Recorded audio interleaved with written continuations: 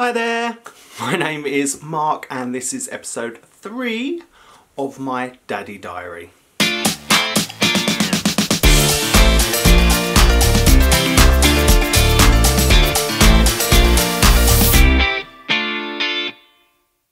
Okay, so Sophie is now 3 weeks old, which means we're 3 weeks in, which is good because it's episode 3. This week has been a lot of fun. There have been a fair few challenges and little bits and pieces to try and work out, but we are getting there. We'll get into those in the video. But I actually wanted to start off because right at the beginning of last week, I think I mentioned in last week's episode that we were finally going to go and get Sophie registered. Normally with our situation we wouldn't actually have to attend. Lisa did say to us beforehand, look, you don't have to, if it's going to be a bit of a problem or if it's going to be an issue, you don't have to come down. I can go down, I can register on my own. You don't have to take the baby with you when you register. So, but we very much said we did want to be there for that because it felt like another one of those milestone moments, and also it was a great opportunity to see Lisa again because we love going down to see Lisa and the kids and Darren when they're there. Unfortunately they were all off getting back on with life. Unfortunately the kids are back at school, Darren's back at work, so it was literally me, Mark, Sophie and Lisa. We went down to the registry office. Now for those of you that don't know, in a surrogacy situation, when you register the baby, now you'd think with Mark, my husband, and me, Mark, being the parents, that our names would go on the birth certificate. Doesn't quite work like that. For whatever reason, legally, Lisa has to go on the birth certificate as the mother, and because she is married, Darren has to go on the birth certificate as the father. Now, that's the bit that everyone gets very confused about because, of course, Darren has absolutely no biological link to Sophie. So you may think, yeah, I get it, Lisa has to go on there as the birth mother, but why does Darren go on there? It's just a legal thing. We could have put Mark on the birth certificate as the biological father, but then when it gets to the parental order stage and it goes through the courts, it starts then getting very complicated, but as to, so who is the biological father and why is Darren as your husband not on there? Did he not approve of, did he not say you could do surrogacy? It could end up having loads of like extra questions, extra interviews and things like that to clear that up, to make sure the courts are fully clear on what's happened. So it's actually just easier and sort of more convenient, I guess, for the courts for us to just put Lisa and Darren on the birth certificate, and then at the 6 weeks point, when we start applying for the parental order, is when we'll then put Mark and I down as parent 1 and 2, and it will just be literally a straight swap. Their names will go off and our names will come on. Obviously I will keep talking back to that in future episodes because obviously that's going to be a big part of it. That was fun, and it did take a little while for them in the office to sort of decide how to go about it. Lisa, obviously having done this before, knew exactly what she was doing, which kind of threw them, I think, a little bit. They were like, oh, I need to check with another office or something. She is now registered. She's an official person, our little Sophie Evansley. That's her name, because obviously when you register the birth, you can put any name on there you want. Lisa did keep joking about using a particular friend's name, Princess Banana Hammock. Is that what Phoebe calls it? I don't know. Put it in the comments if you can. I can't remember off the top of my head. There were lots of jokes about if we upset Lisa that she would go and put some really random name on there. I know she was only joking. She would never do that because that's not her. She's not evil, I promise. So yeah, there were lots of jokes about that, but no, we put the correct name on and that was all done. We went back, we went and then had some late breakfast, which was very, very nice. Just had a chat really and just kind of had a bit of a chill out for a couple of hours. And Lisa was telling us about how she's getting on, and I know she's going to be doing a video very, very soon to talk about her vagina monologues, because obviously she did have some issues as a consequence of the birth, and as soon as she puts the video up I will link it so that you can go and watch that. But obviously I do recommend, if you want to keep up with sort of Lisa's side of the story, please do go and subscribe. She does a lot of content, not just around surrogacy, but about her own 3 children and what they get up to as a family, all her work with Channel Mum. So I'm going to link her in the bottom, but please go and subscribe because she's amazing and she will make you laugh because she's warts and all, totally honest. She gives you the cold hard facts of it all in the most amusing way. So go follow. It's great fun. I mentioned back possibly last week, possibly in episode 1, I don't know, that Sophie had a little bit of thrush in her mouth. That's now all cleared up. It's a lot better. She's feeding much better, a lot less whiny when she's feeding. She's still gulping like the milk's going away. I don't really understand. Do all babies do that? Let me know in the comments. But she really seems to get that bottle, but like between the gums and just go to town. She's like, whoa, I want it all and I want it now. And I've especially over the last week, I have to slow her down by literally taking the bottle out of her mouth just so that I can wind her, because otherwise I know what's going to happen if I let her just gulp her way through the full 3 ounces that we're trying to give her. She's gonna be windy. Which brings us on to the next point. She has been quite windy. She does seem to struggle a little bit with wind. We mentioned it to the health visitor when they were here, or when she was here, and she recommended getting some Infocol, so I went and bought that day, but then she seemed okay for a couple of days. However, over the last week, there has been a little bit more wind, and it can be a bit tough to get her to wind. Particularly, she seems to have her bottle and she's like, I'm milk drunk, I'm done, I'm gonna go sleep. And then for some reason, I know you can wind babies in their sleep, but she just doesn't seem to want to cooperate. So that can be a bit of a challenge. However, the Infocol is helping. She certainly likes taking the Infocol a lot more than she did the Nystatin stuff for the thrush. She literally, you get that near her mouth, she's like, yeah, I'll have it all. Whole pipette, thank you. Whereas the other stuff she would spit, or try to spit out immediately. So she's enjoying the Infocol. Can I just point out how uncomfortable it makes me feel though, as a dad, giving my kids medication. I don't know if this is probably a thing for most parents, but I feel like she's 3 weeks old and I'm now already on the 2nd kind of medication.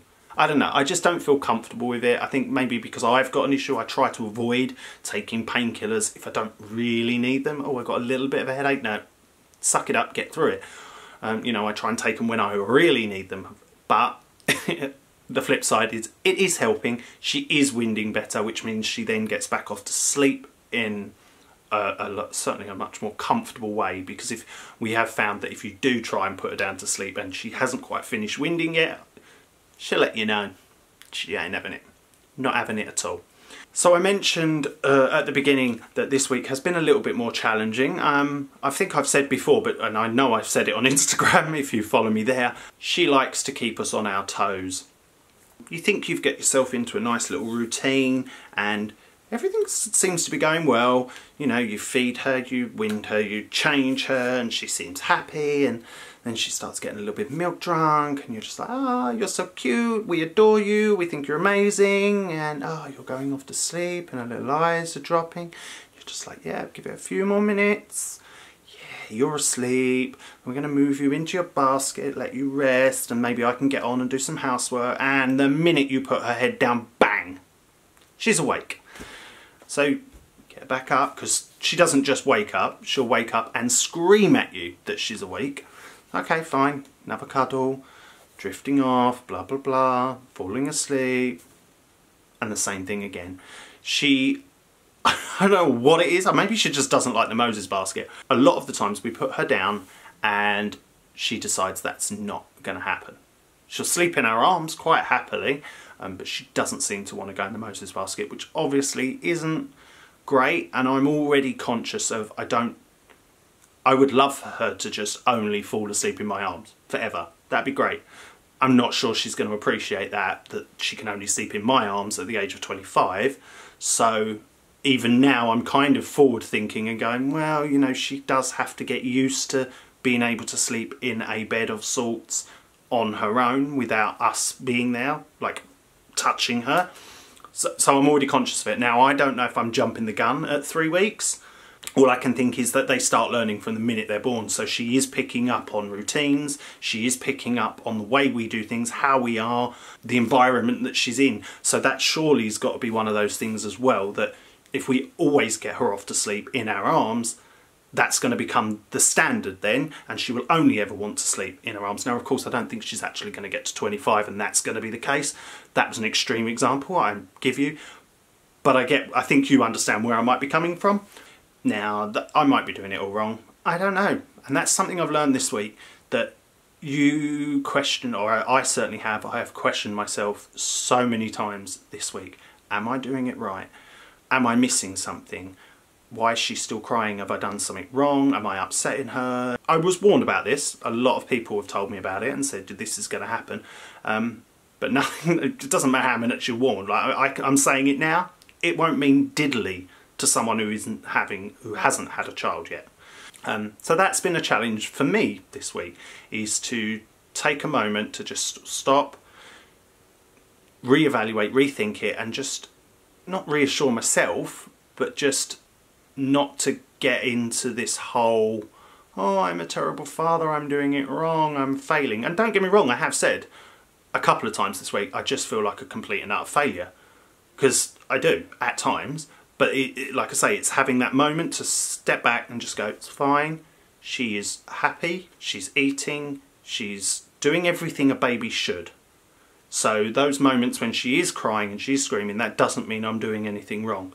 Like I say, I just take that moment, get through it, and it's fine. So yeah, this week has been quite challenging, but not in a bad way. I mean, I said before Sophie came, before she arrived, that I was looking forward to everything about parenting, the good stuff and the bad stuff. And there has been a few bits of bad stuff, like finally getting her off to sleep and then not being able to sleep myself because it's taken so long, I'm wide awake, and then sort of an hour and a half down the line when I finally do get to sleep, it's now time for her next feed. That one's been a little bit fun as well. But generally speaking, this is all part of it. This is all part of the challenge. And even in those moments when I feel like I suck and I'm a failure, I only have to look at her, and it, especially like you just look at that sleeping little face, it's reassurance right there. She's doing great. She is fine. Everyone around her might be having a complete and utter meltdown, but she's doing great, she's doing fine, and that is the point. As long as she's doing okay, I can deal with it. I can suck it up, I can put on my big boy pants and just get on with it. So generally speaking, I'm a happy bunny. She does keep us on our toes, but it's worth every little tiny second of it. And I'm just trying to make sure I enjoy those moments, even when she is literally on my chest, screaming in my ear roll. Suck it up, enjoy it, it's fine. Just part of being a parent, and it's all good. So whilst talking about Sophie keeping us on her toes, it's worth mentioning actually that Mark, my husband, went back to work this morning. So his paternity leave has come to an end. He now has to go back to work. So that brings a whole new set of challenges, because I'm going to be the only one at home throughout the day. So I'm pretty much on my own. I'm not. I've got a massive support network. I'm not on my own at all. But I'm going to be the one indoors looking after Sophie day to day whilst Mark is at work.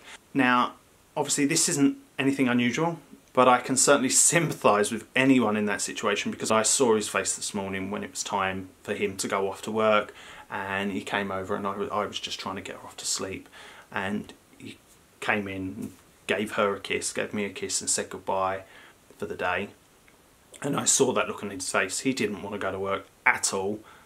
He looked actually quite heartbroken, and I hope he don't mind me telling the world that, but he did look a little bit heartbroken about the fact that he was having to go back to work and leave Sophie, particularly. Obviously he's going to miss me as well, I'd hope, but I think we've got used to the dynamic over the last 3 weeks, the dynamic of having both of us there, sharing up the tasks, you know, doing the feeds, doing the changing, trying to keep on top of housework and so on. For him to then be miles down the road at work, I think he's finding that a little bit difficult. We shall find out. This is only week 1. He's only, like I say, literally has gone back this morning, so I should have plenty of content for episode 4. And I can tell you how I got on those times when I'm on my own. So yeah, I just thought I'd mention it because I think it's something worth bearing in mind that, you know, it's not the nicest thing to have to do is to then, after 3 weeks of having so much fun and, you know, being able to parent together all the time, that other person has to go back to work and try and get on with their day job whilst they're probably going to be thinking about the baby that they absolutely love at home.